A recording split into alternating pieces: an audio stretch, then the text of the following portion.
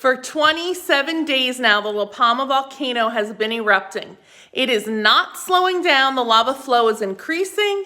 The earthquakes are increasing in magnitude, the last few days being the strongest earthquakes at about 4.6 each.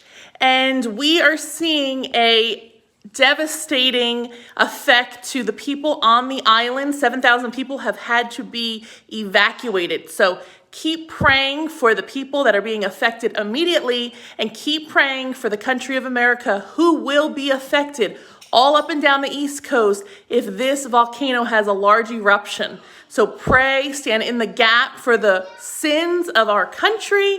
Ask God to lessen the severity if there is a large tidal wave, and keep an eye out for my next video, because I'm going to give you some spiritual protection for your home if you're on the East Coast.